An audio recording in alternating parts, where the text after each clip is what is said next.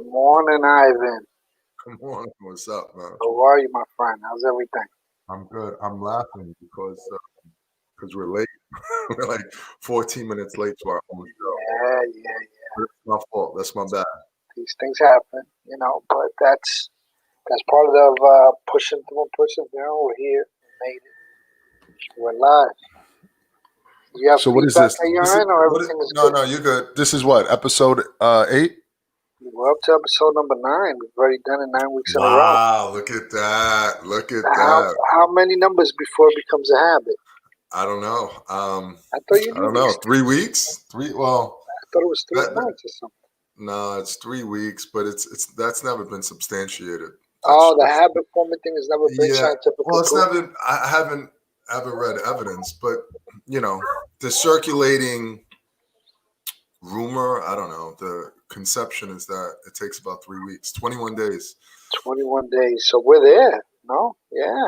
Yeah, Past that. yeah. 9 weeks. It's definitely become part of my Sunday ritual to wake up early and get my Except, coffee except going. for except for today. So listen, man. You know what I wanted to talk about. What do you want to talk We have an interesting guest coming on the show. about? Uh, he is undergoing cancer treatment, and Okay. he's undergoing cancer treatment. And a big part of, I'll let him tell the story, but I think a Yeah. big part of what kind of uh, made me think of him is how he's persevering, how he's persevering, and just his ability to think and to reconcile his emotions with reason and continue persevering through. That's I think what's most impressive about him, his emotional intelligence. I got But you. talking about emotional intelligence, before we bring him on, I want to talk about something that I think is critically important, man. And you know what that is? What is it? I want to talk about the methodology of dialogue. How do we speak with one another in a way that's conducive to information, what's up, Clara? What's going on? Meaningful information being exchanged. This past week, I've witnessed the classic ad hominem argument, where instead of attacking, and you know this, Jose, Uh-huh. instead of addressing the context, the content, right? No pun intended. Has nothing to do with Mike. But instead of addressing the content, the information that was delivered, the person attacks the person that's saying the message. Yeah.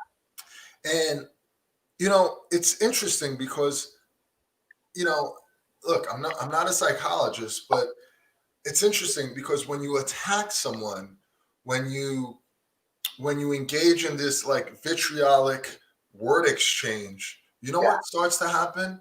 The defense goes up, and the ability to listen Yeah. and to synthesize new information and to challenge your own beliefs. What's up, Crystal? Good morning. That it becomes impaired. And I see that happening all the time. I really do. I see where someone shares an idea, and it happens even in my own profession, where there are people talking and they will share an idea, and instead of rebutting the message, they're attacking the person. Yeah. And I want to link that back to emotional intelligence. It's interesting how you say that. So even though I was familiar with the word, it had gotten out of my brain ad hominem. So you brought it back and put it right in the center of everything, communication, and what we're doing on air. And I was reading a book on communication myself, and there's a research that says that you can't do both things at once. You can't exchange negative communication and have positive uh, feedback. Your brain doesn't work that way. Mm-hmm. So the minute you start hearing negative stuff, you shut down. It you're not going to have effective communication that way. So you're correct. Um, you said about psychology, and I think that in other episodes we discuss everything that's going on with the, we never get really deep into left or right, but it's also part of the culture, right? Like that's the way that we speak is very We're adversarial. dichotomous. Yeah, it's Yeah, very we're adversarial. dichotomous. So You're either with part of this tribe or that tribe. someone's got to win. Someone's got to win. Yeah, I know. But And what's interesting is what you said. If you could say that again, because I think that's pretty profound about the the study negative and that, positive. Yeah. oh yeah, there are countless studies that show that you can only work in one way. You can't if you're hearing negative, you're not gonna have positive Yeah. feedback. It's just the brain does not work that way. It shuts down. Yeah. No, you know what's interesting is that there's this part of the brain. I don't want to get into neuroscience, but I just find it fascinating, right? This part of the brain that's involved in fear and aggression, right? It's the amygdala. And then there's this newer, advanced, more sophisticated part of the brain, the prefrontal cortex. The part of the brain that engages in higher executive functioning. And sometimes, not from my understanding, those two cannot function simultaneously, at least in optimal ways. So if you're engaged in fear and aggression, your ability to reason Yeah, becomes impaired. yeah, So when you attack someone, right, and it doesn't matter the form, right? It could be yeah, on social media, it could be face to face. There's a lot happening now, right, on yeah. social media. Like you post something and someone attacks you, very quickly that that conversation kind of moves in a direction where there's nothing really meaningful, but it's just kind of personal attacks. You And know what? and Uh-huh. it's not just politics though, Jose. Yeah, yeah, yeah, Even yeah, in my very profession, I see it all the time. We're very tribal, very dichotomous. yeah, The thing with the vaccine coming up now too. So I think one thing is self-awareness is critically important. Knowing what your triggers are so that you could better manage when you're hearing things that may not suit you, that may put you in this aggressive mode. yeah. It You gives you a know, better ability to filter information. the way that I've heard it put is, when it comes to emotions, there's no compromising them. They're at ground zero. I heard that in one of the things I was reading. They're zero. There's no negotiating your emotion. Um, so if you respect that, you understand that that's happening, as far as in the other person as well as yourself, then you can step away from that and try to talk about the whatever it is, the context of the topic. Um, in conjunction and parallel to the emotions. The emotions, you don't speak to the, necessarily speak at the can you cannot feel the way that you feel. So if you put a post up and someone takes it a certain way, you separate the emotion. Why do they feel that way? Like what is it about it? Is it the fear of it? Then you could talk to the fear of it. Is it the way that it's being rolled out? You can speak to behaviors. You can't speak to the emotion directly because it doesn't work. No, That's part of the deal. I think it's about self-appraisal, self-awareness, being aware of your own emotions, um, so that you could better filter information that would otherwise trigger you. I think, and in large part, that's what emotional intelligence is. And speaking of emotional intelligence, Jose, I got to tell you that the guest that we're going to have on today has, at least in my eyes, exhibited high levels of an emotional intelligence, because what I've been able to see is perseverance, courage, um, his ability to reason what's going on with him, but see that there's going to be another side to where he is now. It's really profound. And so I think, speaking of emotional intelligence, certainly, and I think it would be appropriate to have him join us now so that he could share a story about how he has been dealing with his Absolutely. own circumstances. Let's bring in Jim. His name, yep. Hey, James. Hello, hello, hello. How are you? Good How morning. are you? I'm doing good. You doing good? Don't wanna get So- getting too So, bright here. All right. no, you look good. I hear you well. I see you well. Okay. So I wanted for you to share your story with the audience in terms of what you've been going through the past year and a half with your diagnosis, and how you've been able to persevere, not just physically, because you've done so in such a profound way, but just emotionally. How have you been getting through this process emotionally?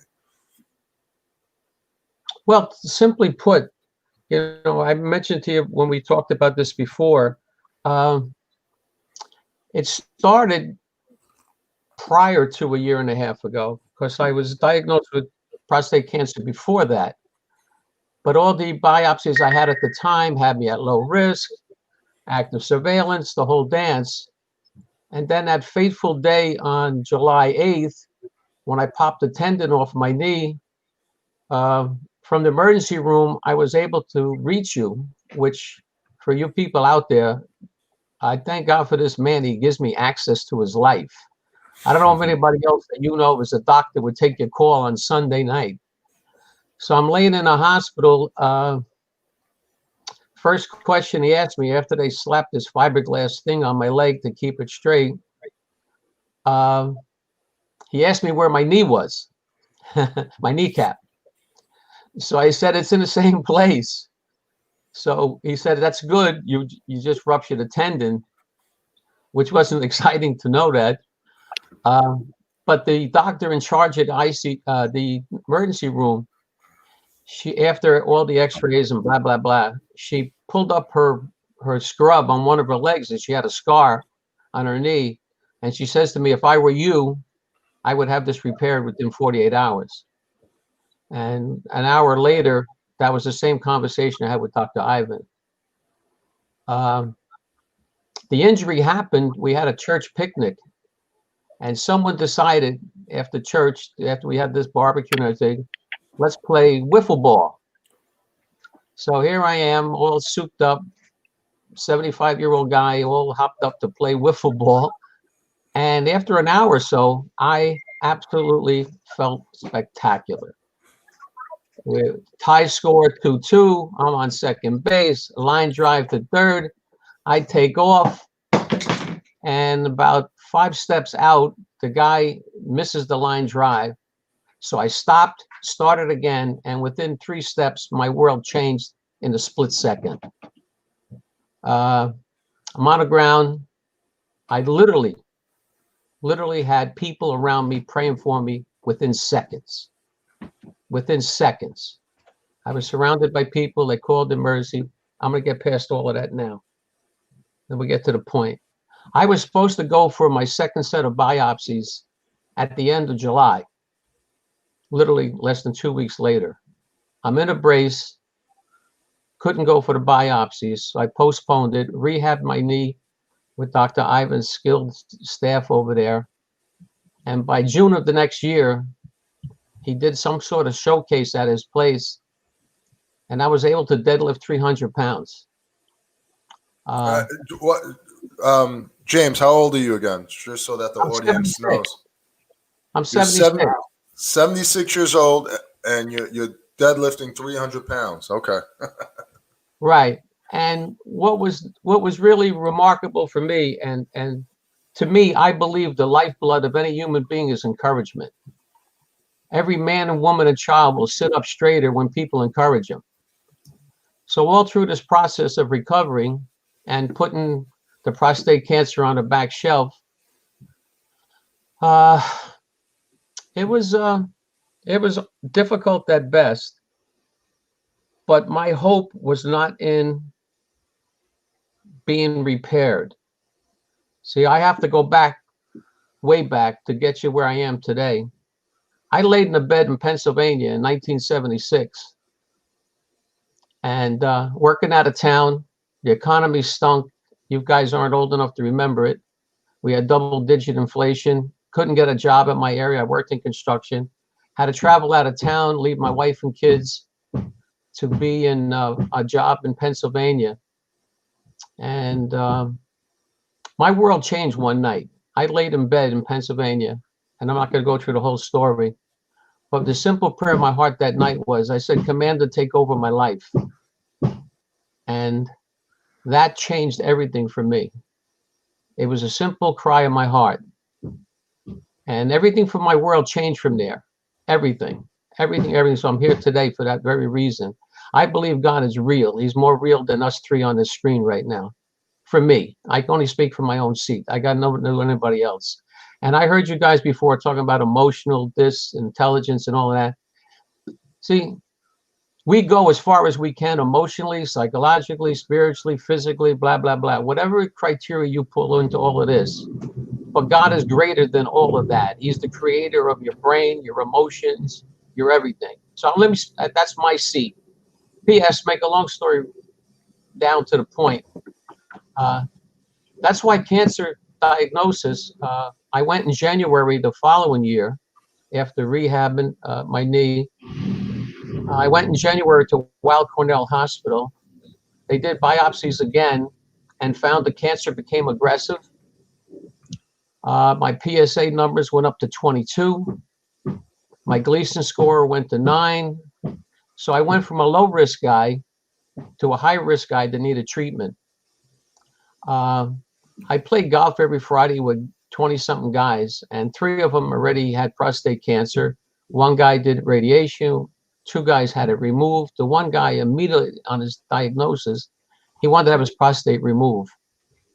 So after I sat down with the doctor after the second biopsies where treatment was required, if I wanted to live longer than what I was, he recommended removing my prostate or hormone therapy with radiation. And Dr. Ivan said to me, James, hormone therapy, don't do it, so on and so forth. My best man who went through prostate cancer 10 years ago, he said, don't do it. So when I sat down with the doctor, I called a lady in our church who works at Memorial Sloan Kettering. So I was looking for a second opinion. Do you mind if I go through the whole dance here? No, go. It's yours. The stage is yours, James. Okay. So I call a lady in our church works for Memorial Sloan Kettering on the cancer research. So she got me an appointment. So I met with the doctor, and my wife and I sat with him and went through the whole thing. And he said, well, your best options for you, and they used this word, overall survival, which I found out means how long you're going to last. And he says, remove your prostate or hormone therapy with radiation. So with Dr. Ivan's voice in my head and my best man in my head, I said, listen, I don't want no part of hormone therapy. I had no idea what it was. So he kind of sat back on me. And he says, well, we can't make you take that treatment, but we're just recommending the best outcome for you is this based on blah, blah, blah. I said, okay. So I sat there and I says, no, I don't want to do that. So it turns out there's another doctor downtown who did this treatment called brachytherapy that they recommend, and I'll explain that later. He calls me. So he was the bad cop. The other guy I spoke to, he kind of like sat back and said, okay, if this is the only thing you want to do. And the next day I get a phone call from this guy downtown. I don't even know, but I found out, quote, he's part of my team. When you get sick, sometimes you get a team of doctors, you know what I'm saying? So he's part of my team all of a sudden, and he's reading me the riot act, basically, in a nice way. And he's going through the whole thing, how long you're going to live and well, and blah, blah, blah, the whole dance, and this is your best option. The science is there. And that's one of the things Dr. Ivan used to say a lot of times when going through treatment. He says, James, there's science backing this up. There's science backing this up. There's science backing this up. So I listened to him. So I called my son who was in executive director for 15 years in senior facilities, assisted living. So I called him, had a conversation with him, so on and so forth. And he said, Dad, listen, it's not about the process, it's about the outcome. This is what you need to look at. So finally, I got the science end of it, and I agreed to this treatment. And I was supposed to go in March, but obviously we know COVID-19 hit, and they shut down the hospitals downtown, so I had to wait. So the guy downtown calls me. He says, well, I'm going to put you on the schedule for this treatment, and I'll give you a quick snapshot of brachytherapy. They insert needles into your prostate. I'm not going to describe the whole dance. And they insert radiation and they remove it, where years ago they used to leave seeds in there. So based on my MRI, they know they could target certain areas of the prostate that needs to be addressed. But with the treatment, prior to that, I had to take hormone injections. And what that does is basically kill your testosterone as a man, which was fueling my cancer, which was making it aggressive cancer. So basically, it's chemical castration, you know, in a harsh term. When I called the nurse practitioner, she said, well, it's like chemical castration. Well, that wasn't too exciting for me, because I wasn't a guy looking to sit on a couch and die. I was looking to live my life as fully as I could. So once I got past all of that, I went for my first injection, and I literally was there. And the first thought that came to my mind was, I hate this. I hated the idea of this treatment. And then fortunately, my next thought was, this will give me my best outcome. And everything changed from there for me. When I say everything, I'm saying everything. So every 3 months, I had to get an injection. And fortunately now, for the COVID thing, they delayed my treatment till July. So now I got March, April, May, June, and out to the 5th month of this hormone treatment, which was literally shrinking my cancer, which obviously makes it easier to remove, you know, as far as the treatment, the radiation treatments. So anyway, I went for the treatment. I felt like someone hit me with a baseball bat in my rear end. It took me probably 4 or 5 days to feel somewhat normal again.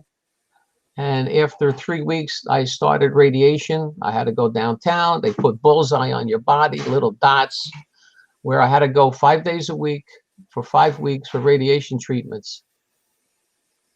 And I was showing up in Harrison, Memorial Sloan Kettering, and there was probably usually 35, 40 people every day I walked in. And there's people sitting in wheelchairs who has no hair, young people in wheelchairs being wheeled in for treatment.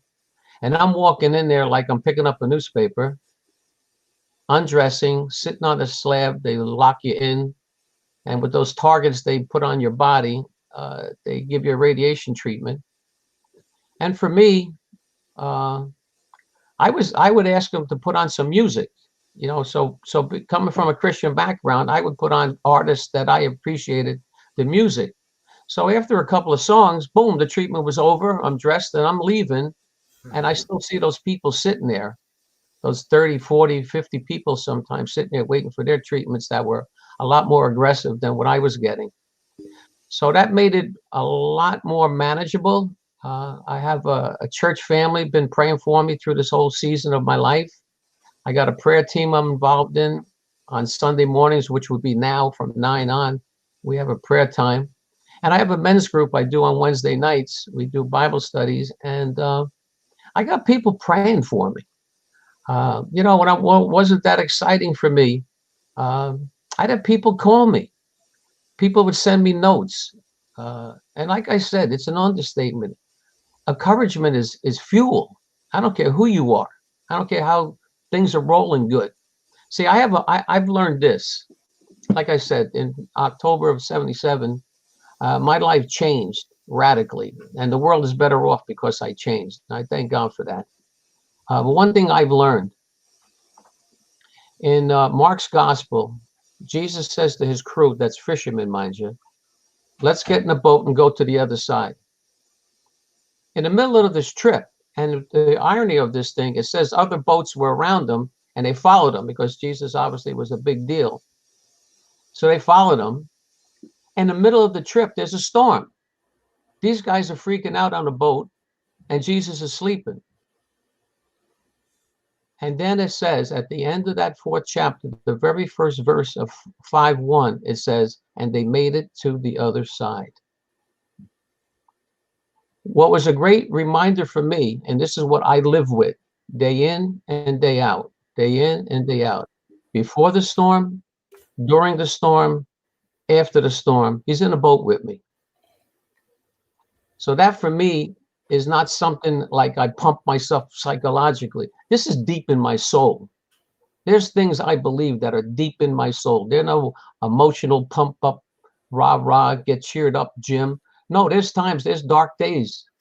In 1980, I had 2 uncles die in 5 hours. I had 10 uncles and 3 aunts in my mom's family. I had 2 uncles die in 5 hours. And on the 5th day, when we buried the 2, the very next day, my 3rd uncle died. So in 5 days, we had 3 uncles die. I got a divorce notice, and I totaled my car all within 3 weeks. Okay? My wife and I are still married. It's 52 years. Talk about the grace of God. My wife could attest to that. The only reason why we're together is the grace of God, not because we were a brilliant couple. Okay? I was one of my wife's worst nightmares when she married me. I had no idea what it meant to love somebody unconditionally. It was way off my radar screen. The world was about me and was about me. And to be a husband and a father was a challenge. I didn't have a clue. I had. Yes, sir. James, so no. Thank you for sharing that story. I want to continue to hear more. On the cancer. The show, as I described, is it's called Courage to Continue: From Test to Testimonials. Right. And, the objective, for the most part, is for people to share their stories, so that as a consequence, they can inspire and motivate others who are going through similar adversities. So if you had to, I hate to do it like this, but if you had to package what it is that has allowed you to endure your current circumstances, for example, your faith in God, the support network that you have, your physical training, your doctors, what are the things, if you had to package this, that has allowed you to be where you are today, particularly in these past 2 years? Because when I look at you, I see you as very strong. And we started the show describing emotional intelligence. So if you had to package this, what are the items, item by item, that has allowed you to endure and persevere to this very day in these past 2 years? Okay. Well, first of all, my identity. I'm secure in who I am. I know who I am and I know where I'm going. Number 2, I have purpose. I have value in the world I interact in, and I want to influence it for good. I don't do things to feel good. I don't do good things for people to do a commercial for me. I do things because my motivation is right. My heart's in the right place. Sometimes people do things for show and go, and I do it because it's the right thing to do. I don't need a showcase. I just need to be obedient. You see, simply put, there's things I've learned. I mean, like I said, I'm a Christian 43 years. I just didn't fall off the Christian wagon here. I've been around a long time, and I've seen that God is faithful. There's a verse, there's a couple of verses I live with. In Psalm 27 rather, I'm sorry, 13 and 14, the psalmist says, I would have despaired if I thought I would not see the goodness of the Lord in the land of the living. So that's the here and now, not the hereafter. I'm not looking for the hereafter. I know where I'm going. I don't have a problem with that. See, death doesn't terrify me. You see, that's the important thing. I came from a family that was very superstitious. You know, if you were talking about death, knock on wood, don't say that. You see, to me, death doesn't have a barrier. You see, because I follow a God that walked out of the tomb, and history can't disprove that. Okay. And again, it's not some emotional rah-rah I got going on. It's deep in my soul. I know this. See, and the things that I know, man, I tell you, even when things get dark, he's brighter still. If I'm in a pit, he's deeper still. This is stuff you can't make up. It's stuff that's there. It's exciting for me sometimes. Here's a thought that helps me carry on, Dr. Ivan. And Jose, right? Yeah, What's his yeah. name? I'm Jose. Jose, there's things that keep me planted. I know for me that whatever goes on in my life, okay, long as I don't do stupid, okay, because when you know better, to do things is being stupid. Not knowing is ignorance. So I have no excuses either way. I'm not stupid and I'm not ignorant. So all my excuses go out the window when I do something inappropriate. But here's what I've learned. When things aren't exciting and things crash and burn around me, long as I didn't do it, let me tell you, I know God's in the middle of my business. Romans 8:28 says me, God causes all things to work together for good for those who love him, those who are called to his purposes. So for me, not everything is good, but he knows how to turn things around. I don't have to know that. All I need to do is just show up, be faithful on my end. Now, going through this hormone therapy, let me tell you, I have friggin' hot flashes. Boy, thank God for women that survive these things. There's times I'm sitting here and I'd be sweating. And so I could kind of commiserate with our women out there who go through the change or have hot flashes. It's not exciting, this hormone therapy. Let me tell you. There's times I feel like, God, my physicality has pulled the plug on me. So Dr. Ivan suggested that I get a prescription for strength and conditioning. I finished my radiation treatment September 6th. So I called this doctor and I said, listen, I got a suggestion from my physical therapy doctor for a strength and conditioning prescription. Boom, I get it. So since September 9th, I've been training with Dr. Ivan, and we tested it the first time I showed up. He tested me on the deadlift, the squat, and the bench because I already worked out with him for over a year in training. And I lost 20%. He assessed me at losing 20% of my strength since March and to September. So he started me on a training regimen. 2 days a week, I do bench and squat. And on one day, I do deadlift. And before, when I used to train with him one night a week with other much younger people, God bless them, I only did those particular disciplines, but now he's training me for my entire body. I do accessories, he calls it, which I didn't know what accessories were before that. So now he's building me all around. And what he's noted, which is helpful to me, that it seems counterintuitive for me to get stronger going through this treatment, which is basically my testosterone test is like non-detectable. I've had 2 blood works in May and October. Now, my hormone therapy treatment was supposed to go 18 months. And my blood work in May was outstanding. I have 0 PSA numbers. My testosterone level was non-detectable. I did blood work in October. My PSA is 0. My testosterone is near 0. So when I went for an appointment after my last injection, the doctor says to me, I think you could stop hormone therapy in 1 year. Now, he was adamant that I do 18 months. Adamant. So it was remarkable from their end that my PSA numbers dropped to 0 already. And I was only in treatment let me see, boom, boom, boom, boom, bang, bang. 3 months, June, July, August. Yeah, 3 months. So that was remarkable. So all of a sudden, I get a phone call from the guy downtown who did the initial treatment. He's another guy that was adamant that I take 18 months of treatment. I get a phone call from this guy. It's another doctor that calls you. How's that one? I got a doctor downtown call me from Memorial Sloan Kettering, and he says, James, I got the report on your second blood work, and I think it's okay for you to stop at 12 months of treatment with the hormone therapy. Like for me, I'm sitting there like the top of my head just blew off, because this is the guy that was reading me the riot act if I wanted to live longer and well and not have a recurrence, and do 18 months of these injections.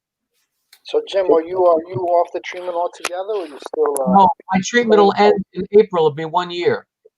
Are you Go ahead. competing in Ivan's Showcase? Absolutely. Wow. Absolutely. Dr. Ivan's been training me, man. I'm telling you, there's days. Well, so far, one of the things I found out that this hormone therapy thing, it kind of sucks the life out of you. But I really believe his guidance in directing me in all of this weight training is I'm actually gaining strength every week. Isn't that correct, Dr. Ivan? Yeah, you would think he's on androgen deprivation therapy. So Right. as James described, his testosterone is going down. And when it comes, testosterone is one of the key chemicals in our bodies that stimulate growth and strength, muscle growth and strength. And despite him having low numbers, he's been able to incrementally increase his strength, and it's really profound. You wouldn't think that. You would think that at the very most he would stabilize his strength, but week to week he's able to preserve his strength. And so I don't know what happened to Jose just now. He'll be coming back in, but you've been you've been able to increase it, and it's really phenomenal because it reflects your perseverance, your ability to just keep on pushing forward. And sometimes I recall a conversation that you and I had about 6 weeks ago where you said, studies are important. You want to look at studies, but what about me? What about my individual circumstances? Right. And it was really a profound conversation because, yeah, you could look at 1,000 men who have undergone your treatment for prostate cancer, but are those 1,000 men, or those 10,000 men, are they reflective of you and your personal choices, your strong belief in God, your support network? Are they powerlifting? And I think that's what makes us all unique. That's what, this bio individuality. When you look at your individual circumstances, you have a lot going on in your favor. And that's why I thought it would have been a great idea to have you on the show so that others could hear your story of what it is that you're doing. You have this unshakable faith in God, and I commend you for that. In most of our conversations, your knee-jerk response in terms of what gives you strength is God, is the Bible. It's, is your support network too. Yes, your wife you mentioned. Yes. You maintaining some level of physical engagement through, working with me. And that's part of what builds resiliency. Right. It's part, and so I just want to thank you for being here and sharing that story, because if I were to itemize it, you're covering, you may not realize it, James, but you're covering a lot of bases. When you look at what is it that helps someone with their resiliency when they're dealing with adversity, there are a lot of things that you got to consider, right? Just the basic fundamental things. Are you eating well? Are you sleeping well? Do you have a strong support network that's encouraging you? Right. Are you maintaining an active lifestyle? And I got to tell you, when I go down the check, when I go down the boxes, I'm checking all those things off for you.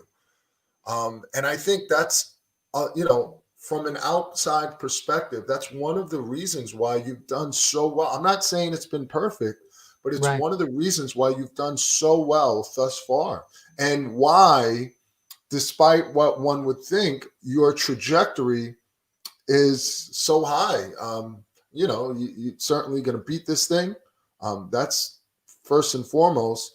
And, the icing on the cake is that you're getting PRs while undergoing therapy. You're getting stronger. So Yeah. you got a lot of things going on for you. And it's a pleasure to hear, what you've been going through, the way in which you've been going through the things that you've been going through.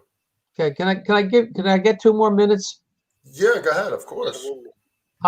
When I was going through this in the beginning, I asked Memorial Sloan Kettering, I says, do you have somebody out there that already went through this treatment who made it that I could, stay in touch with? So they went through their whole system and they couldn't find anybody. So they told me about something called, I think it's Cancer Hope Network. And a guy they hooked me up with, his name is Kent Lawrence. Dear man, he's actually 86 now. But he had prostate cancer when he was 70. He had hormone therapy, but he didn't have the brachytherapy where they just started back then, where they insert the radiation, blah, blah, blah. So he became my mentor, so to speak, to help me navigate this thing, because he went through the hormone therapy. He did the radiation. So we've been speaking for the last 7-8 months. So it's really been a blessing to be able to speak to somebody who's been there. He liked to exercise. He doesn't do powerlifting, but he likes to exercise. So he was an active man. So it was really very good for me to be able to speak about it to him, and he to me, and I, back and forth. Now it turns out at 85, his cancer came back. So now I'm in the opportunity to share and encourage with him. So we were able to have a lot of great conversations in the last month or two. And one of the things for me, and you talked about other things that are helpful and beneficial to me. Here's something I came up with, and I hope somebody could live with this the rest of their life. An abundance of gratitude diminishes and dispels despair. In the abundance of gratitude diminishes and dispels despair. I found for me, if I'm not grateful, I'll be complaining. Let me tell you, I've been around long enough to know, and I've sat across a lot of people. I've done 16 years in prison ministry at Westchester Department of Corrections. And I can see the difference in a man when he starts to be grateful for what he has in the moment, how well he's doing now compared to what it used to be. So for me, this became fuel. Gratitude to me, it focuses on the things that have been good and sound in your life in the moment. Sometimes reflection is necessary to say, I didn't have to be here today, and I need to be grateful for that. What I have, I've learned to be content. Here's another statement for us to live with 1,000,000 years. I've learned to be content in whatever situation I'm in. It's a learned thing. Gratitude is a learned thing. Being content in what you have. My wife and I sponsor 2 kids. One kid is from Ethiopia. Now he's going into college. And this little girl we got, she's 7 years old now. She lives in Haiti. They don't have 2 nickels to rub together. Okay? And here she is in school, being fed, being clothed in a country where if you put 50 people together, you couldn't get $3. And here we have this opportunity to feed this young child and have her educated. This young man in Ethiopia going to college now. I mean, What does it cost? I mean, there's such little things we do to be helpful. Listen, here's my mindset is this. I shared this with Dr. Ivan. If I could be helpful with anybody, I said that to him very specifically. Use me as show and tell. If you want me to speak to someone, I will speak to them. I ain't telling people what to do. That's not my job. See, that's not our job to tell people what to do. Our job is to influence people with what is good and sound. Every one of us on the screen has got wisdom in many facets of our lives. And if it's good and sound, what are you sitting on it for? Pass it on. People need to know what you know. If it's got value to it, be an influencer for good. See, we can't fix people. And people who try and fix people are exhausted. Okay? They're exhausted. You can't fix people. You can't hate them enough and love them enough for them to change. So you just continue to do things that are good and sound. And there's people in your life that sometimes you got to create distance. They're not good for you. Okay? Unless you could be helpful. And here's another thing I learned that was significant for me. If you believe you are helping someone, you should see a difference. And if you don't see a difference, you're not helping. You're only harming that person for them making a willful change. Decisions determine your destiny. Okay? Every single one of us that is alive, decisions will determine your destiny. I don't have to be a social scientist, and everybody on the screen don't have to be the sharpest pencil in a box. But at the end of the day, what you know, and if it's good and sound, pass it on. If it's bootleg or dangerous or illegal or criminal, whatever you want to call it, detrimental to your health, keep it to yourself, because you're not helping anybody. Jim, right? I want to jump in with that, Jim. That's a lot of wisdom that you just dispelled, and it's great. And we came into the show trying to put it in a box, and you described everything that we were getting at, because you have what in new social science they will call emotional intelligence. You have it. You're talking about how to maintain your mind healthy, your mindset intact, and that's the perspective that we were looking for. I think we were talking at it in a different way. Right. You're exemplifying it. You're giving a testimony of how you live, which is exactly to what we're talking to, and it doesn't appear that way because we were talking about it differently. But you touched on everything. I mean, creating the distance with people, being helpful. It's got to be a result. A lot of times we think we're being helpful. We're not. It's more for us than for the other person, and there is no good result. So you covered on a lot of wisdom. It's great. And what I get, I'm meeting you for the first time, it's just you have like a good spirit. Everything is, look at it kind of light. These are heavy topics, and you have a sense of humor about it. Yeah, you got it. That's great. Well, listen, Jose, everybody has an expiration date. Okay, we don't have to be brilliant to know that. We all have the expiration date. So why not live out every day you got? Give it your best shot. Because the rest of it won't make any difference. And what I found to me is my lifeblood. Keep your motivation right while you do things. See, if my motives are right, okay, the world that I live in will be better off because I'm interacting with it. See, to me, every one of us, I don't care who you are, should bring value into the world. We don't have to run into a fiery building to save someone's life to have value. Just everyday stuff, just being courteous, respectful. We're losing that in our country, just being respectful. Listen, I don't have to agree with everything somebody says. I don't have to be argumentative because you're not going to. Here's what I learned. This to me is another nugget for me. You are not going to debate somebody who's fixed, their mind is fixed on something to bring knowledge to them. So what I learned, I'm going to give you a bullet point, give you something to think about. I'm walking away because I need you to think about that. I don't have to debate and argue with you. I'll just leave something on you, drop the mic and walk away because to me, on my end, God fills in the blanks. Okay? That's his job to fill in. Where there's gaps in my life, I need him to fill in the blanks. I'm not God. Okay? Neither anybody on the street.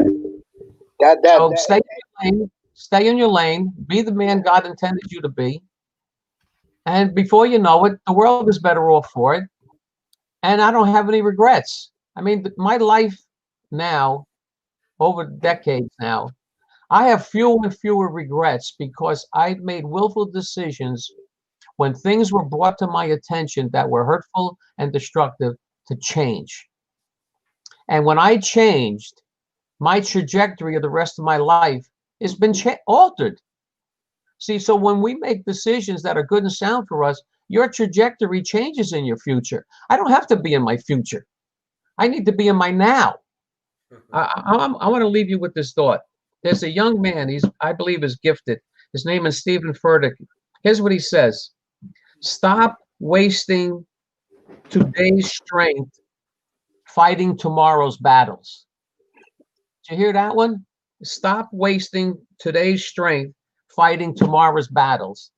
Listen, when we stay current, distractions won't be bothering you. And I found this, because I could do a marathon here. I don't want to take up too much time here. But there's a lot running around in my head that I want to share with you. You see, you know what I've learned? You're dropping a lot of gems, Jim. Thoughts can come from any place. I mean, even now, people could be listening and thoughts will be jumping in all over the place. You know what I learned? No matter where that thought came from, it's good, bad, or ugly, I got to own it, examine it, and see if I need to continue in that vein. If not, I have the ability to change my second thought. And I can't make no excuses for my second thought. I have to own it. You know, it says in the Bible, take every thought captive. You see? So we need to be the sheriff of our thinking. Okay, have anybody been around long enough to heard that expression, stinking thinking? Well, we all know that. It's a bad road to be on. So arrest the thought. First and foremost for me, I've learned, examine it. Is it real? Is it germane to what I need to be thinking about? If it is not, kick it to the curb. Think about other things that are good and sound for you. What is honest? Okay? All right, listen, I could do this all day.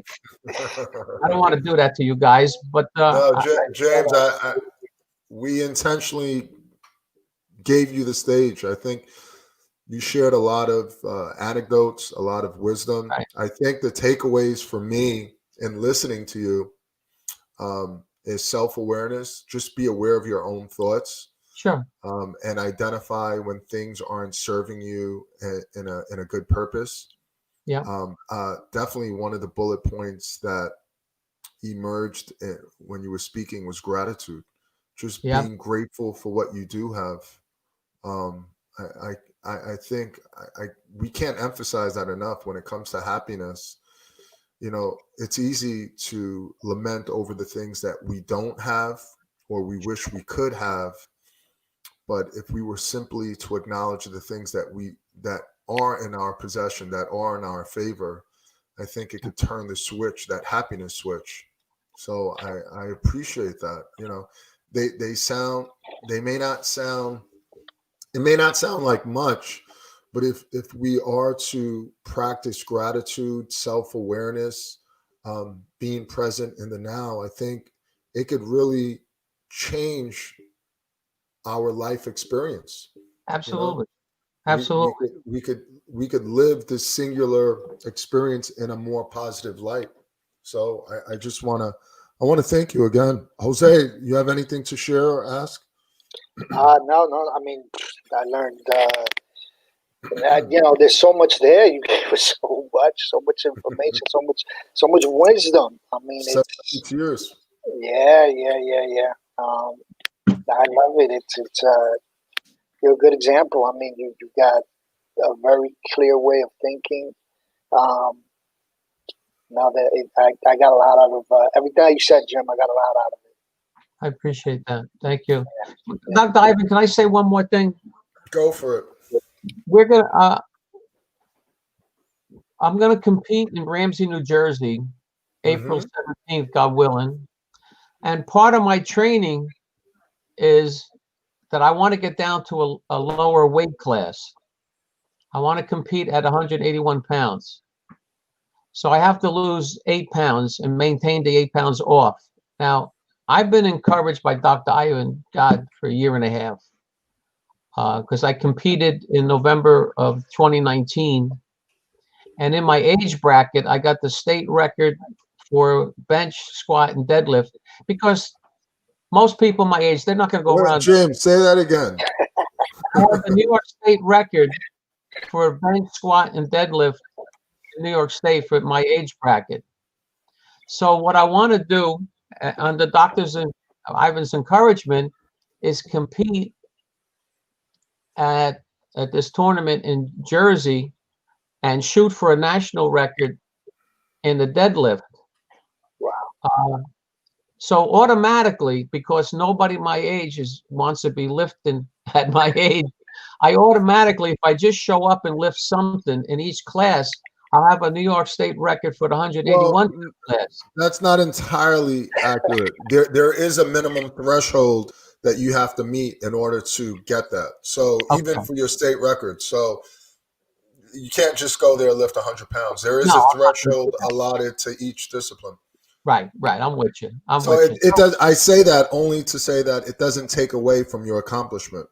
Right. Your numbers reflect a strength that, at least by the sanction USPA, deems to be exemplary for your age, and that's what your records demonstrate.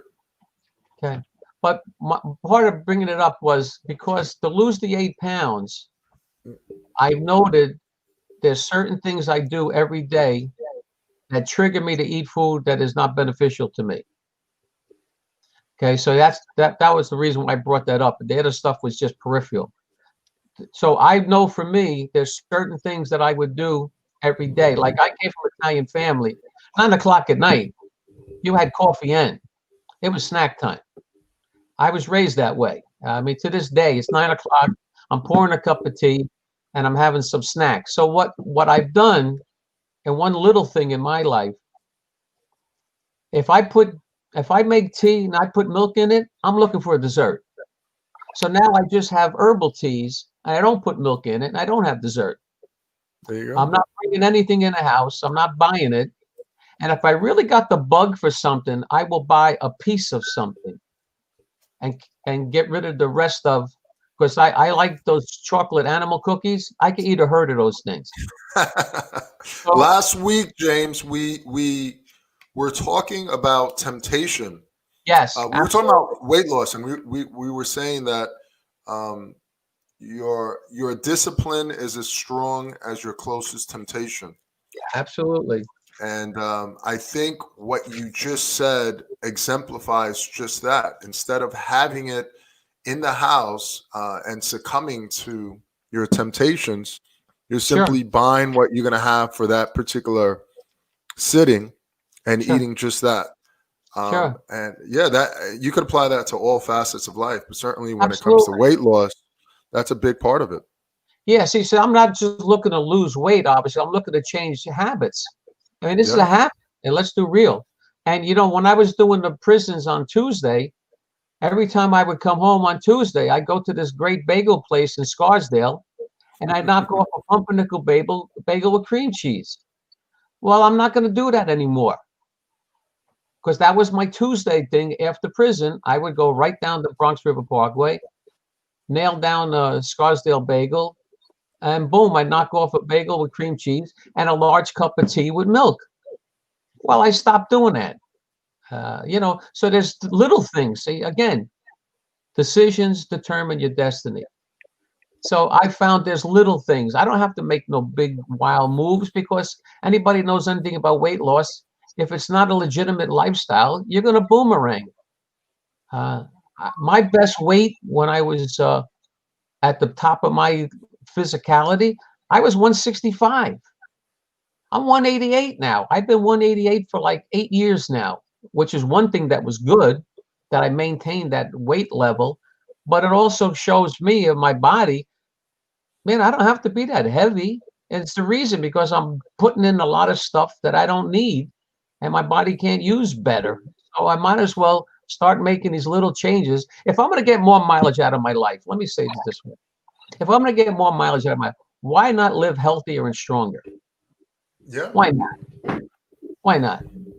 I remember when I was rehabbing my knee, I used to show up at Dr. Ivan's and he'd say, here, put this strap on your foot and pull your knee back. Oh my God, this guy is crazy.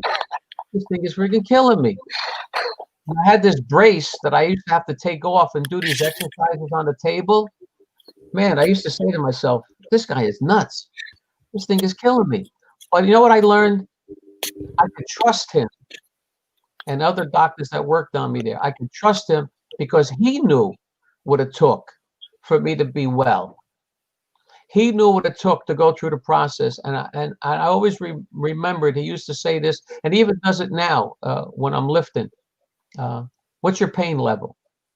What's your pain level? And if it was too much, he would modify it. He didn't say, no, don't do this anymore. He would change it where it was less rigorous, but still the term he uses, a therapeutic dose. And that to me locked in, you know, like these little catchphrases, we use these little quotes. Listen, we're living in a world that's all about bullet points. Nobody wants to hang out for an hour and listen to you. No one's going to read a book unless you almost chain them to a chair, unless you're a vociferous reader. So we live on bullet points. So his point, he used to say, fear will stop you from doing what is necessary. Ego will create opportunities where you're going to hurt yourself because you think you should be doing more than what you're doing. And he said the sweet spot was a therapeutic dose, which is beneficial to you. So for me, when I show up now and go through this training, let me tell you, the next day I'm beat up. I mean, it literally takes me a day, sometimes a day and a half to recover. And so far, only twice since September 9th, where, I mean, literally, when I came home, I took a nap. You know, I mean, I was beat up. You know, I'm 76. It's not exciting sometimes. You know, I ain't got a young guy body. But I know what he's training me. It isn't just for now. It's for the rest of my life. When I showed up doing physical therapy, when I popped my knee, he had me do something with my arms. What's that, bicycle thing? Mm-hmm. Yeah. So I'm doing this thing, and I said to him, what am I doing? This got to do with my knee. And I remember this. He says to me, we're treating your whole body.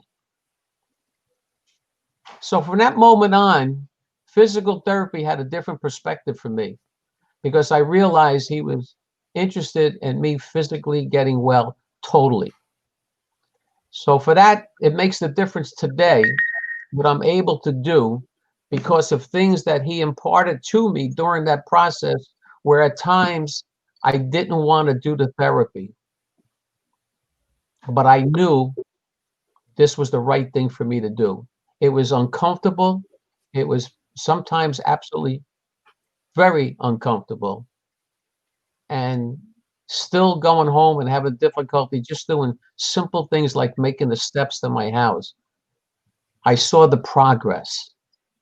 That encouraged me to take another step up and down those stairs, to walk up the hill and walk down the hill, as my extra therapy used to be, toe raises, little things at home. And then he would say to me sometimes, I don't want you to do anything. Because my mindset was, you know, ego jumped in. Well, what more could I do? You know, I got all of this time in between treatments. What more could I do? And there was times he'd say, I don't want you to do anything. You're doing enough. See, I didn't have that wisdom to know the difference. See, that's why we need people who know. If I need to know something about a subject, why would I talk to somebody who don't know nothing about the subject? See, that's foolishness. That's wasting each other's time. So we need to speak to people who know what they're talking about and that matter. And if you ask me something I don't know it, I'm going to tell you I don't know it. You don't need a story. You don't need somebody to give you a bunch of baloney. If you know something, like that's why if you see people who are doing well in something that's important to you, ask them how they do it. How do you make that happen? And if they can't give you the information, then you got to find somebody who knows better. I mean, there's a world full of people who know what the heck you're doing. And if the matter is important to you, find them. Because wisdom is available to those who will seek it. Okay? I don't have to be a social scientist. I don't have to be a rocket scientist. Wisdom is available to those who seek it. And I believe with all my heart, when you seek wisdom, you will find wisdom. And I mean in every facet of your life that's important to you. I'm not talking about knowledge, because knowledge without application is just wasting your gifting. You need to be able to apply it to your life somewhere and to other people's lives. Be a blessing. Come on. This ain't complicated. James, Yes, sir. well, thank But you. John- You certainly overextended yourself. Thank you for sharing those gems. No, it's been good. A lot of people have been commenting and let's see, just thanking you for sharing your experience. So I just want to say thank you. Well, you know, I'm really readily was a pleasure. available, and I'll see you tomorrow for training.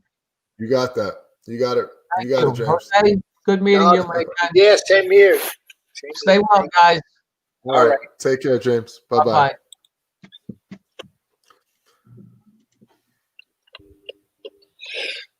So no, that was powerful. That was a Oh, powerful God. testimonial. You know what I enjoyed about that is exactly what I was telling Jim is we went into it kind of putting things in a box. You're looking to define things as far as emotional intelligence, and he hit every point without being in the box. That's what it's about. It's just I think we're trying to operationalize it, trying to define can't. it. You But can't. the thing with him is that he lives it. He's Exactly. you know when you're listening to him, you know what he has? It's very interesting. He has a lot of self-awareness. He questions. He's constantly thinking, and I think that's part of growth in all facets of life. You're constantly thinking, and I think being anti-dogmatic and growth, right, run together. When you're fixed on certain beliefs, you don't have that ability to question, to engage in critical inquiry, right? Because he clearly said it. There are things that he doesn't know and that you have to seek out to get that wisdom, to get that information.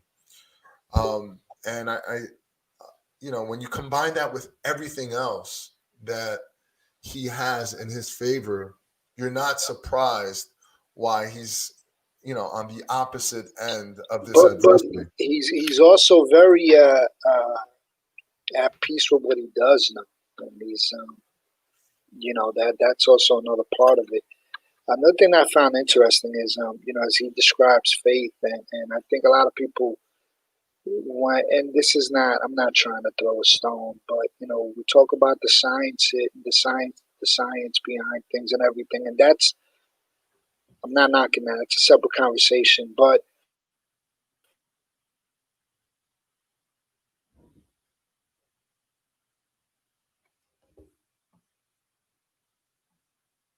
You froze on me, Jose.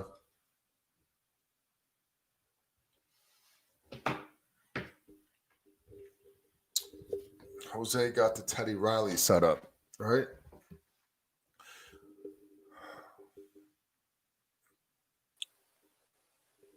There you are. yeah, there you go. So what were you saying? But yeah, they're kind of there's this burden in that's taken off of people that have faith, in that they're not trying to figure certain things out. They leave it to God, and it's interesting because I find that you create, again, not faith, but a similar type of experience in your office, because as a patient and going into, we relinquish certain things to use. Like, okay, it's what he says. He knows he's not gonna. What was the he said something about therapeutic. What was it that he said? So I have a quote on the board. It says the therapeutic dose lies somewhere in between fear and ego, and that's what he was alluding to. I hate to quote myself, but that's But That's what I say to all my patients, because a lot of times the things that are good for you are counterintuitive. They're well, counterintuitive. what you're kind of saying there is kind of like, let it go. Let it go. Do what you got to do. We're gonna take you to Yeah, the like other there side. needs to be some level of, yeah, there It's needs to got to be be some, trust there needs and to be faith. trust. There needs to Faith. be some level of faith. But it's not. Boy, that's a whole different conversation. This past week, That's what Jim brought to the table. yeah, no, good point. That's a good point. That's what Jim brought to the table. I don't think, at least with regards to his recovery, it's not blind faith. I think No, what he's brought to the table, at least with regards to his yeah, recovery, that's what, is the faith that he has in his team, that has enabled him to continue persevering. He has trust in that. It's not, and I think that is critically important, and that's why sometimes you can't have blind faith completely, because otherwise you wouldn't get second and third opinions, right? If he would have had just complete blind faith, he would have never sought out a second I and don't third know. I opinion. don't know if you're making a distinction between faith and blind faith, and I don't know if I necessarily understand what why distinction. If you're a faithful person, you have faith, but that's a whole other topic. But yes, and I do understand the idea, which again, that you do have to actively participate, even in faith. You go to church, and again, and they have to listen to what you're saying and bring it to other people to examine what you said if it's right, and you develop that trust and confidence. But it's what you recreate in your office. I mean, we gotta, as your patient, you gotta get to the point where you trust your doctor enough, Yeah, and you develop that. You're a good coach in that way. You give a perspective, and then you have peace. You're sitting there, you're like, let me just listen to what he says. It looks like he knows what he's talking about, and it's a good environment to get to the other side. It's kind of like, he described in the Bible with Jesus, and Jesus is sleeping, and they go through a storm, they make it through. You get that confidence from Jesus. He was undisturbed, and I'm not comparing you to Jesus, but the environment that you don't get rattled. I could be there lifting away. You're like, come on, just push it. You're like, okay, he seems like I'm gonna see this through. So let me see it through, and then you get to the other side. So yeah, I found that interesting in what Jim was describing as his journey.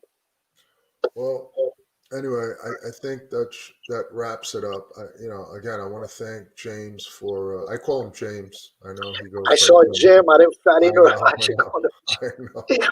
But But Jim out of Paris.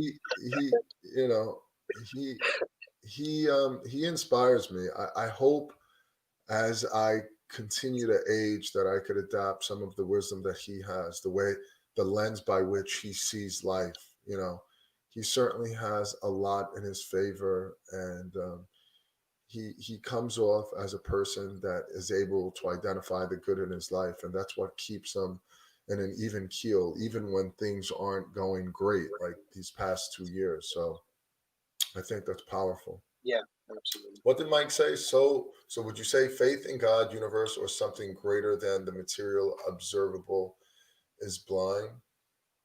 Is that Mike trying to say something provocative?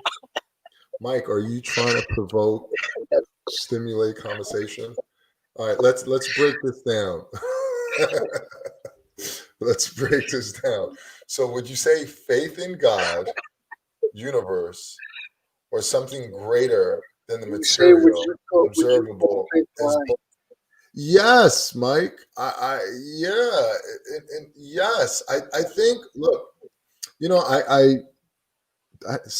think You sometimes you wanna you wanna you wanna Wednesday or you Thursday. wanna you wanna I tackle this today? You wanna tackle? Yeah, let's tackle this a little. Let's just Oh my tackle this a little, just quickly. It's a question. I think that what's that saying? Who's that guy? Edward. Let me see. What's his name? Edward Deming. He wrote, "In God we trust, all others bring data."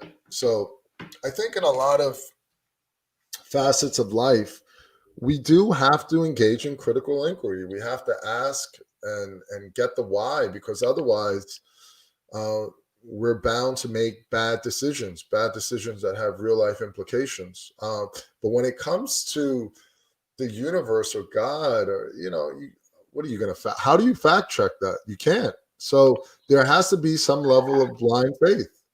I think Answer to Mike's question is, yeah, there has to be some level of faith. You simply can't substantiate or corroborate something for not having validity or having validity. It has to be blind faith. There's no systematic review that's going to either support or refute God's existence. Is that accurate, Jose?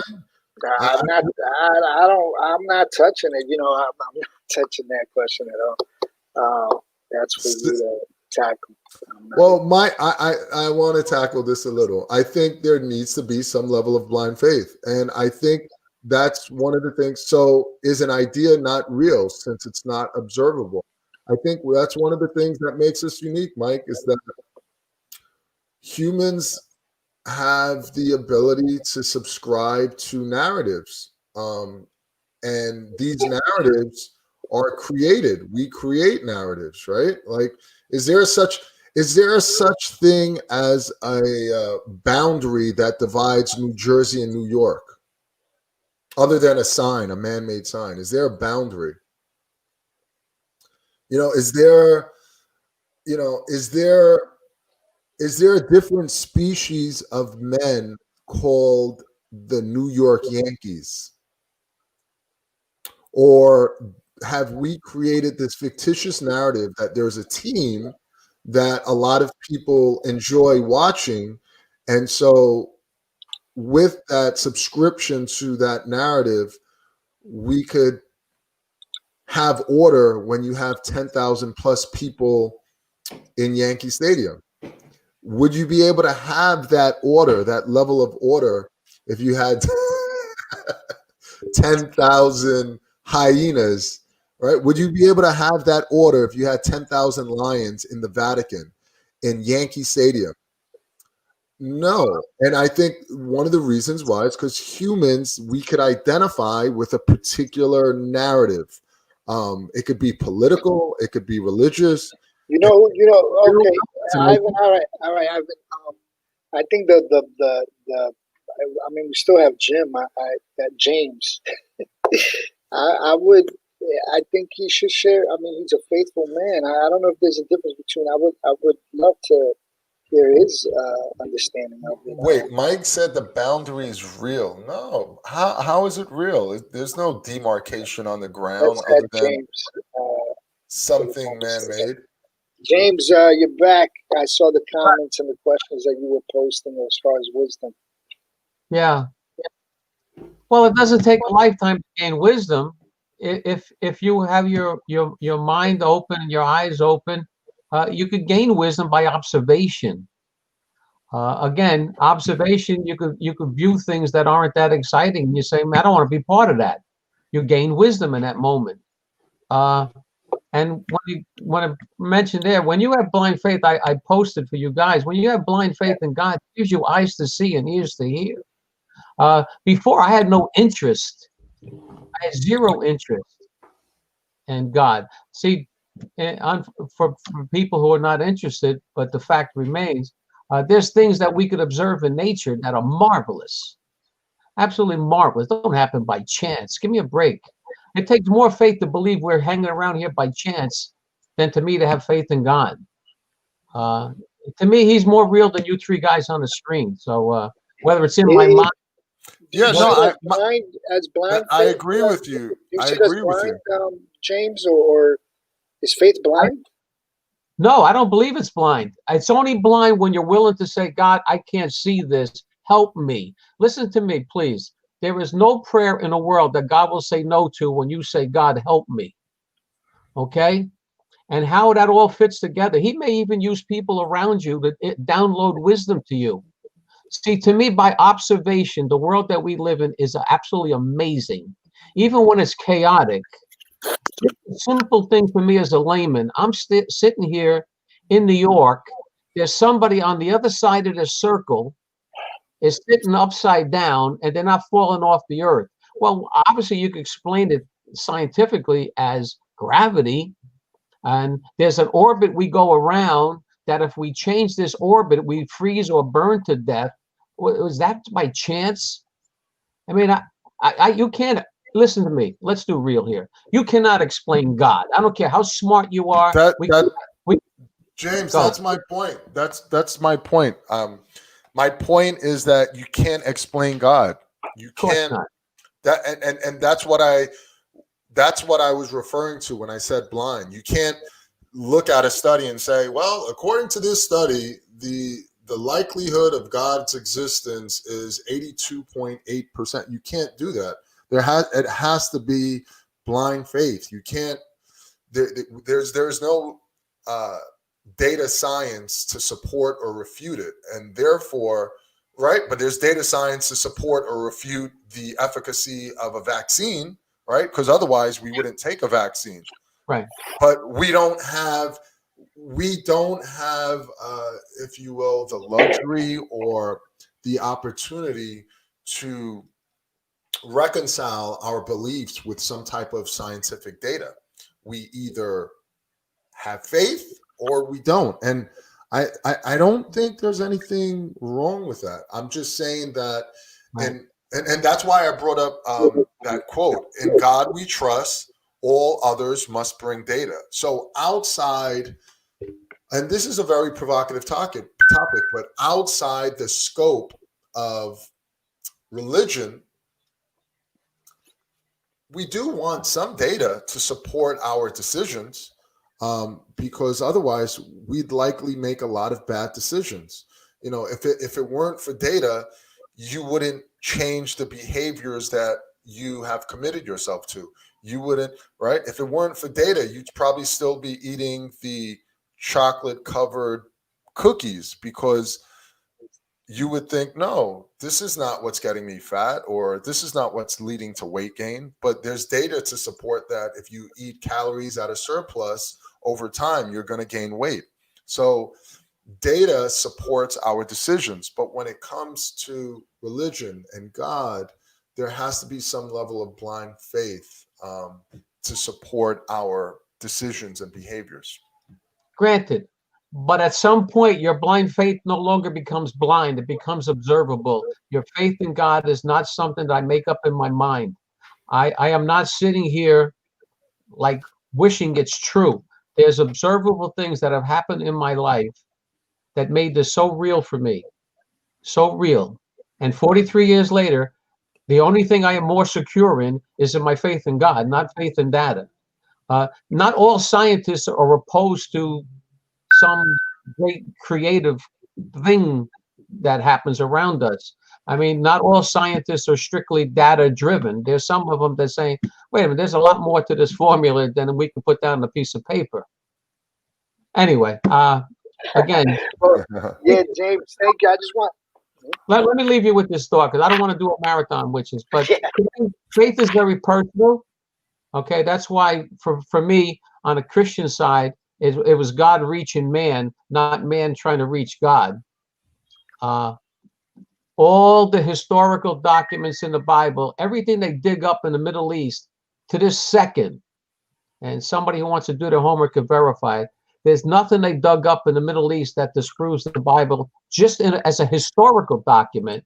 So just maybe get crazy enough to say, well, let me search the scriptures and see what they really say for me in my relationship to this God, whoever he is, to somebody out there. And there's all kinds of thoughts on that one. I'm just posing a question to anybody out there. Take an honest search. Don't do a peripheral dance. Get real and see, is he real, and will he make a difference in my life? Because the rest of it got nothing to do with nothing. Okay. I could do this all day. to me. Well, thank you. Nah, thank you for coming back like that so sudden. But I saw you made a couple of comments, and I thought it was relevant. You're a man of faith, and I thought you could speak to it directly, and that's why I brought Yeah. you back. Well, But as far thanks as again. I'm gonna leave it. I'm gonna leave. Mhm. As far as proving anything, you need. See, as men, we're built. If you surrender, you lose. In God's economy, as a man, you surrender, you win. Mm. See, if I'm crazy enough to trust Him, He is gracious enough to embrace me. Okay, that's what I found. And again, there's nothing to this second that has disproved that to me personally. And I don't sit here as some crazy zealot that feet don't touch the ground. I live in a real world. I live under the threat of some of the insanity that we're living with. But all I know is I got to handle my end of the world. And when I do that, I'm being simply obedient to what I know God's called me to do. I got nothing to do with anybody else's business.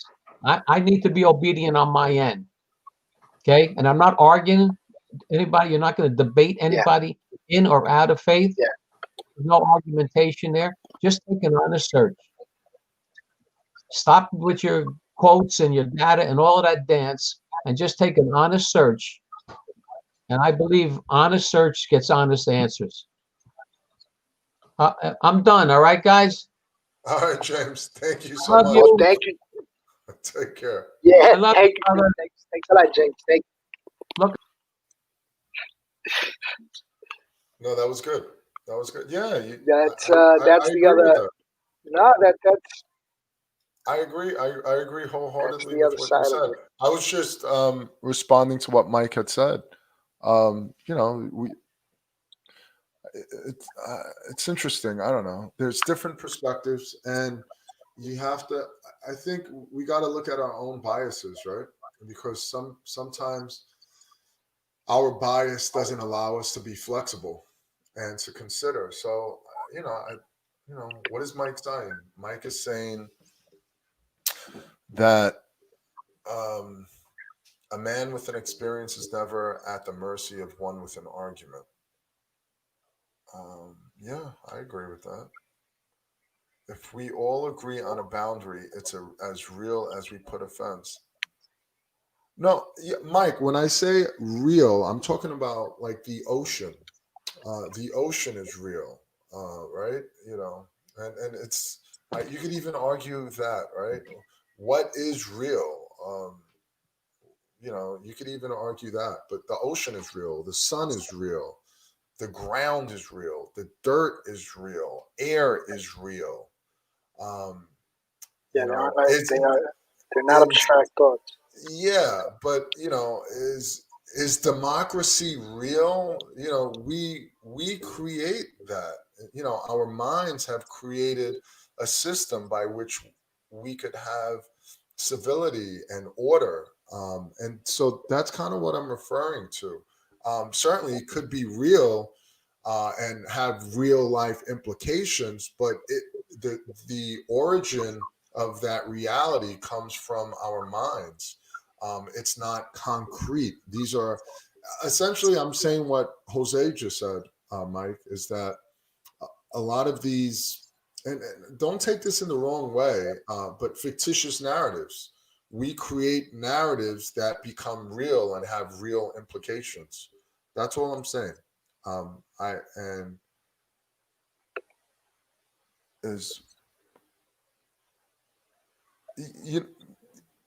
Are atoms real? I know what he's saying. Some things aren't. No, if it's it depends what you defined as real. It depends what you it depends. The design of the table comes from our minds. Yes, I agree. I agree, Mike. I agree. I agree. What I'm saying is that what is real? What is the absolute truth? Perception and reality aren't as congruent as we typically think. And I say that with great confidence because I'm going to kind of refer to what I do on a regular basis. Let's talk about pain, for example.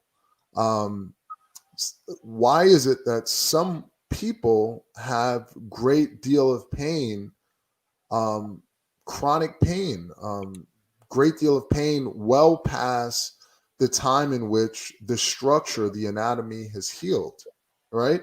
If I were to cut myself with a knife, if I were to cut myself with a butter knife in my hand, what would happen?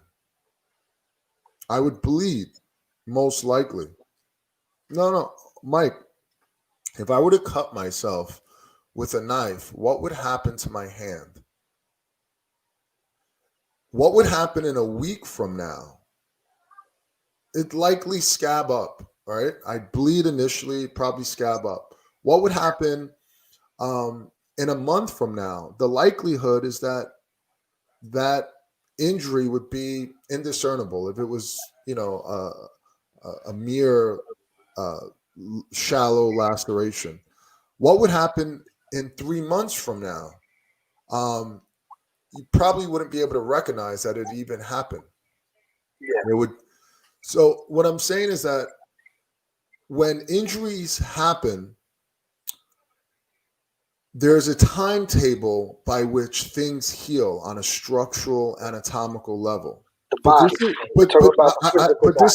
this is the point I want to get at when it comes to what Mike is saying. Go ahead. The point that I want to get at is that there are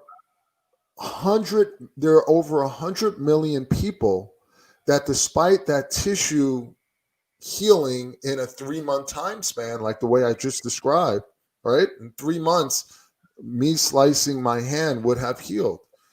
There are 100 million people in this country alone that still complain of pain, even well after the structure has healed.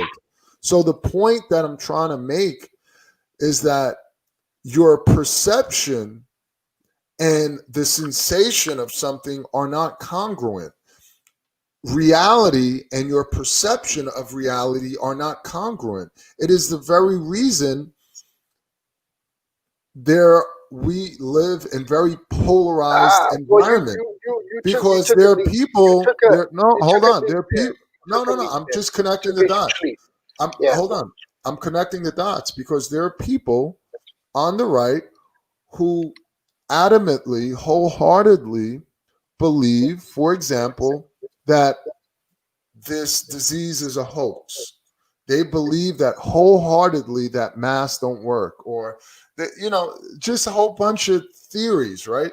And that is their perception of reality. So the point that I'm trying to make with this injury to the hand is that your reality is based on your perception, and your perception is based on a number of different factors. So when you ask me, is a table real? Well, it's concrete, but it's as real as your perception for it to be real.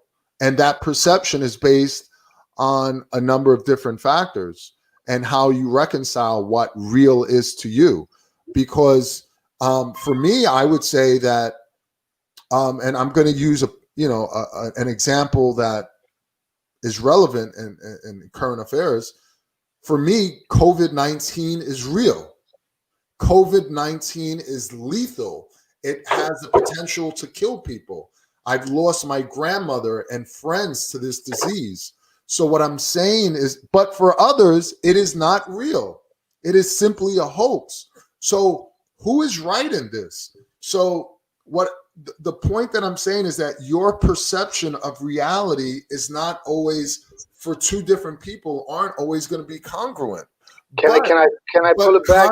But things like a table that you bring up, things like water, things like the sun, those are concrete items. Those aren't fictitious. They're there. And if we could agree that they represent a particular label that we give it, water or air or land, then that becomes our reality. So we do the show for to have people give their testimonials, right, on their adversity, which is pain. So you're talking about pain and perception. You're talking about reality. Reality and pain stand on one side of it. Perception is on the other side of it. It's not pain, perception. Wait, let me finish. Let me finish. Let me finish the point. Let me finish the point.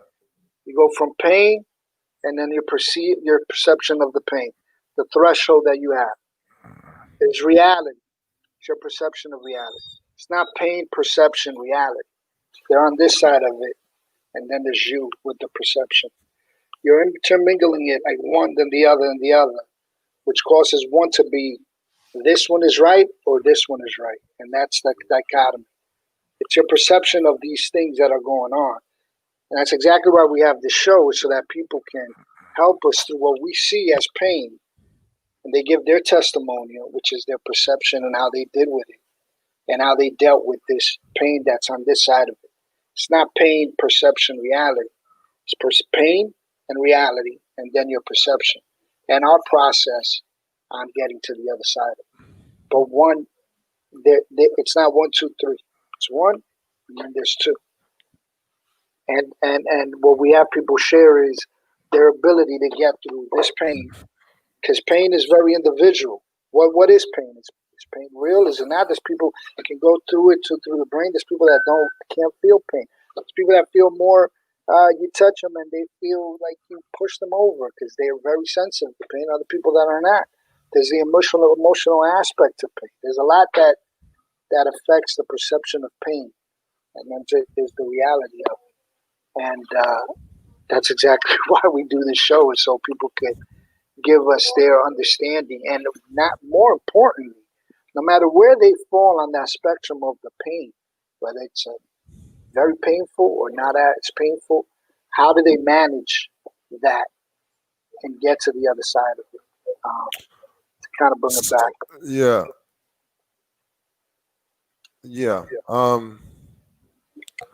No, Mike. This is good. The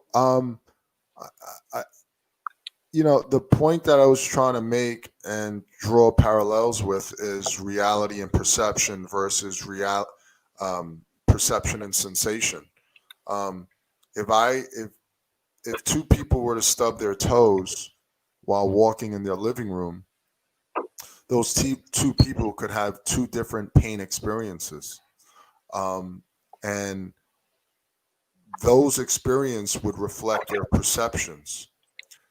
But the actual sensation of them stubbing their toe are exactly the same. Let's say it was the same amount of force, it was the same object, everything was the same in terms of the mechanical insult. But their experience with pain are two distinctly different experiences. So we know that, and perception is based on your expectations, your previous, your history, your experiences.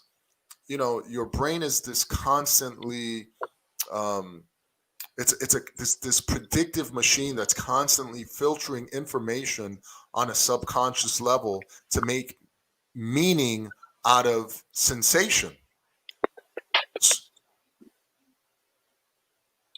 Yeah, I agree. And Erica, I agree. So I'm not saying pain is not real. I'm saying that pain is perception based on sensation. That's a common, oftentimes when I'm having this discussion, the misconception is that pain is not real. That is completely antithetical of what I'm saying. Pain is very real. What I'm saying is that pain begins and ends with the nervous system. And your nervous system is comprised of your brain, and your brain is what makes meaning out of sensation. And so two people with the same insult, like stubbing your toe, could have two different experiences. I'm not saying that it's not real. That would be a slap in the face to someone who's experiencing pain. It just means that your personal experiences, your expectations, your emotions, your sleep hygiene, the way you're eating, your support system, all of these things influence your perception, which influences your pain experience. This is why some people will have chronic pain in their hand after their hand being sliced, and some people after a week or two have no pain. And you could apply that to any part of the body. Again, the reason why I'm saying this is because perception and sensation are not the same. And when it comes to what Mike was saying, you could analogize that with reality and perception. And this is why, if you were to listen to Fox News for a couple of hours, it becomes very clear that there are people who contend, for example, that this disease is not real. It's nothing more than a common cold. And that is their reality. That's all. All right. Well, on that note, I'm 'cause tired. we're going for hours and hours about Fox News and CNN. So we'll leave it at that. Thank you to James again for coming on and sharing his experience. And until next week, Ivan, I'll see you at the Yes. gym. All right. Yes. I'll talk to you later. Bye, guys. All right.